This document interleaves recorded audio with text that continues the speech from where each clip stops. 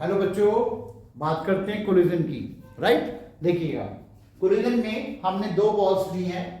ये हमारी ए बॉल हो गई जिसका m1 मास है और ये u1 वेलोसिटी से मूव कर रही है, सपोज कीजिए। दूसरी बॉल हमारे पास बी बॉल है और ये u2 वेलोसिटी से मूव कर रही है, m2 इसका मास है। राइट, उसके बाद ये टकरा जाती हैं, तो यहाँ पे ये ए बॉल और बी बॉल आपकी टकरा जाती हैं। टकराने के बाद इनकी जो स्पीड होगी अलग अलग हो जाएगी, वेलोसिटी अलग अलग हो जाएगी। ये आपका ए बॉल मान लीजिए पहले u1 वेलोसिटी थी और अब ये आपकी v1 वेलोसिटी हो गई, और ये आपकी बॉल बी थी जो u2 वेलोसिटी से जा रही थी, अब ये v2 वेलोसिटी हो गई।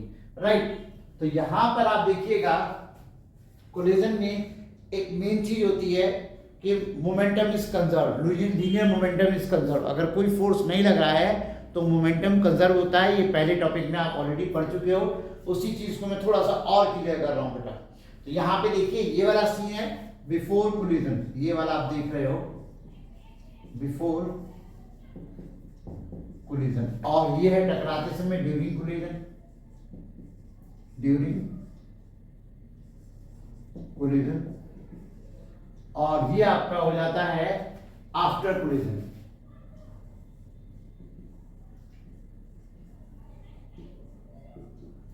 राइट, तो अब आप यहां देखिए कि इसका जो मोमेंटम होगा वो m1 u1 होगा, इसका मोमेंटम होगा m2 u2 होगा। यानी टकराने से पहले टोटल मोमेंटम जो होगा, यहाँ पे कोई एक्सटर्नल फोर्स नहीं लग रहा है, ध्यान दीजिए यहाँ पर कोई एक्सटर्नल फोर्स नहीं लग रहा है। ठीक है, तो law of conservation of linear momentum यही कहता है, if there is no external force on the system total momentum is conserve. यानी टकराने से पहले total momentum is equal to टकराने के बाद टोटल मोमेंटम। तो यहां पे अगर हम यूज करते हैं law of conservation, law of conservation of linear momentum, linear momentum जो ऑलरेडी आप पढ़ चुके हैं, यानी टकराने से पहले टोटल मोमेंटम हो जाएगा m1 u1 plus m2 u2 is equal to, ये आपका हो गया m1 v1 plus m2 v2। यानी टकराने से पहले total momentum is equal to टकराने के बाद टोटल मोमेंटम, जबकि कोई एक्सटर्नल फोर्स यहां नहीं लग रहा है, आपस में ही ये टकरा रही है, एक दूसरे को फोर्स लगा रही है, और बाद में इनकी वेलोसिटी है v1 v2 हो गई बेटा।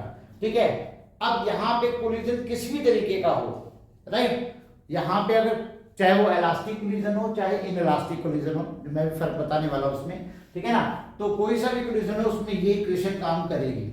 उसके बाद क्या होगा, अगर हम इसकी एनर्जी देखें, देखिए मैं एनर्जी को बताता हूं, यहां पर अगर हम बॉल ए की एनर्जी को देखें तो एनर्जी इसकी हो जाएगी हाफ m1 u1 स्क्वायर, और इसकी जो एनर्जी हो जाएगी वो हो जाएगी half m2 u2 square. Right, तो टकराने से पहले टोटल एनर्जी कितनी हो जाएगी, half m1 u1 square plus half m2 u2 square. और अगर हम बॉल ए को देखें तो इसकी एनर्जी कितनी होगी, इसकी एनर्जी होगी हाफ m1 v1 स्क्वायर, और इसकी एनर्जी हो जाएगी हाफ m2 v2 स्क्वायर। तो यहां पे टकराने से पहले टोटल एनर्जी जो है वो मैं यहां लिख देता हूं, यहां मैं अब काइनेटिक एनर्जी की बात कर रहा हूं, काइनेटिक एनर्जी की मैं यहां बात कर रहा हूं बच्चों। यहां पे टोटल एनर्जी कितनी है, यहां पे टोटल एनर्जी है half m1 u1 square plus half m2 u2 square. ये हो गई टकराने से पहले टोटल एनर्जी, और ये हो गई टकराने के बाद टोटल एनर्जी। तो half m1 v1 square plus half m2 v2 square. अब यहाँ दो चीजें हैं, यहाँ पहले मैंने लिखा है इक्वल है, ठीक है ना। अब यहाँ पॉसिबिलिटी दोनों है, इक्वल भी हो सकती है इक्वल नहीं भी हो सकती। ये कंडीशन भी हो सकती है कि half m1 u1 square plus half m2 u2 square is not equal to half m1 v1 square plus half m2 v2 square. Right, तो अब आप ये देखिएगा, एक में मैंने दिखाया है इक्वल है, एक में मैंने दिखाया है इक्वल नहीं है।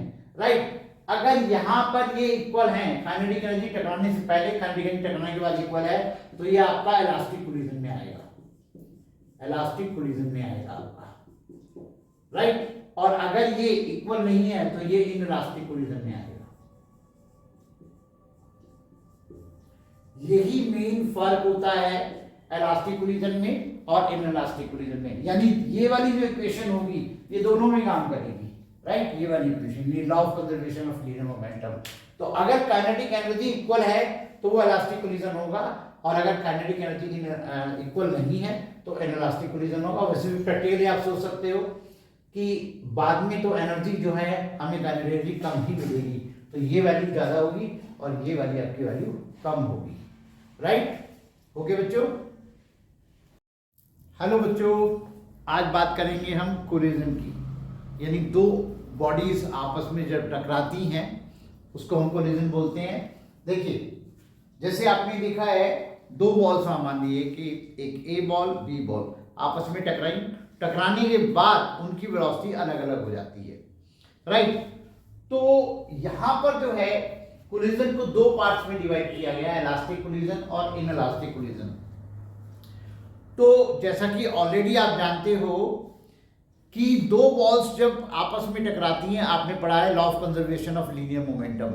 Law of conservation of linear momentum क्या कहता है कि टकराने से पहले दोनों बॉल्स का total momentum is equal to टकराने के बाद टोटल मोमेंटम, राइट। यानी टकराने से पहले जितना टोटल मोमेंटम होता है टकराने के बाद भी टोटल मोमेंटम उतना ही रहता है। Linear momentum is conserved, right. तो यहां पर जो बात आती है, कोलिजन चाहे कोई सा भी हो, चाहे वो इलास्टिक कोलिजन हो चाहे इनइलास्टिक कोलिजन हो, उसमें मोमेंटम तो कंजर्व होगा ही। हालांकि अभी तक मैंने आपको इलास्टिक कोलिजन और इनइलास्टिक कोलिजन में फर्क नहीं बताया है, राइट। देखिएगा मैंने आपको सीधी सी बात की है कि कोलिजन में जो मोमेंटम होता है कंजर्व होता है, राइट। तो इसमें हमारे पास अब हम यहाँ देखते हैं कि इलास्टिक कोलिजन में और इनइलास्टिक कोलिजन में क्या फर्क होता है। जब दो बॉल्स आपस में टकराती हैं, राइट, तो उनमें काइनेटिक एनर्जी का लॉस होता है। ध्यान दीजिएगा, यानी कि एक बॉल आ रही है दूसरी बॉल आ रही है, उनकी टोटल काइनेटिक एनर्जी जो होगी टकराने के बाद जो टोटल एनर्जी होगी, राइट, वो बराबर हो भी सकती है बराबर नहीं भी हो सकती। एक बार मैं दोबारा रिपीट कर देता हूं कि बॉल्स के टकराने से पहले जो टोटल एनर्जी हम लेंगे, जैसे पहली बॉल की m1 मास है, u1 वेलोसिटी है, तो हाफ m1 u1 स्क्वायर हो गया।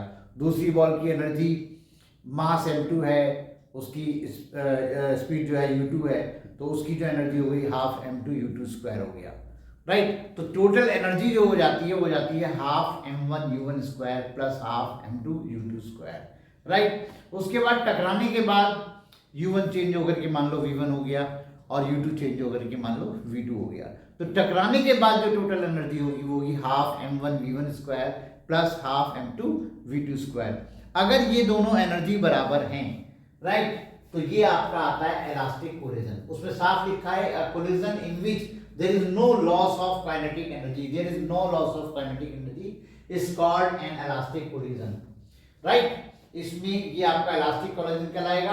और जहां पे लॉस होता है, there occur some loss of kinetic energy, वो आपका होगा इलास्टिक कोलिजन। तो इन इलास्टिक कोलिजन में और कोलिजन में यही फर्क होगा कि यहाँ पे काइनेटिक एनर्जी टकराने से पहले और टकराने के बाद बराबर होगी, और यहाँ पे काइनेटिक एनर्जी टकराने के बाद कम हो जाएगी, यानी काइनेटिक एनर्जी का लॉस होगा, राइट। इसकी बेसिक प्रॉपर्टीज मैं आपको बता देता हूँ। Basic properties, basic characteristics of N elastic collision.